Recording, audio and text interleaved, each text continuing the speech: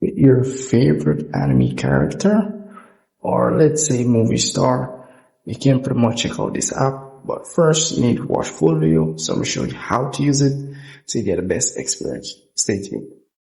This is pretty much the home screen of the application.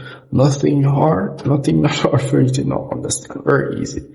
So, as you can see here, these are just some fictional anime characters, some just random images you may see in this application. So some of them, if you tap on them, you may see just some random images. You can see here, you see just some random image created by someone. Let me just go back. Let's say for this one here, this is pretty much a AI bot representing this person or whatever the case is. But you can chat with the AI bot, or let's say, let me just scroll down a bit. Or you can chat with this female here, which is also an AI bot, as I know. So that's pretty much it. So that's basically the application, you talking with fictional characters or anime characters. So you can see here a lot of anime characters or fictional characters you can talk with. And if I scroll down, let's say this female here, we can AI, so you can also talk with this female here. And yes, so if I tap on the three dots over here, you can also block this female here that you're talking with, and also share whatever text message you have message with that person. So nothing much, very simple. So if I tap on the plus icon here, you may see create chat AI. So this is the option where you can create your own similar fictional anime chat AI, but whatever the case is that is. So you just tap on continue, give it a name, what do you want to name it, One Punch Man, whatever the case is, can give it a name. But I don't think the app will allow you to do that because copyright issues and so forth, but you can just give it a name and so forth. I'm just into something just something random, public, or I can only put it at private. I'm just going to continue public, and add a photo. I'm just continue. And your first message, that's being pretty much the first message that the person will see once they click on your back, whatever the case is. So that's pretty much it, and that's it. You don't get to edit anything, nothing much.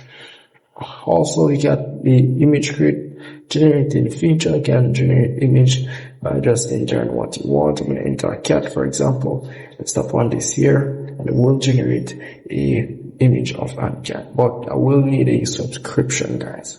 So before I get into anything else, this is pretty much the subscription page. Here you have the ultra option and you have the premium option. Choose, all depend on you. But for both of them, you do get the 3 days free trial, then you start paying the monthly fee or the weekly fee. So, as you can see, I'm sure what you're getting and what you're not be getting with each subscription. So it's all depend upon you.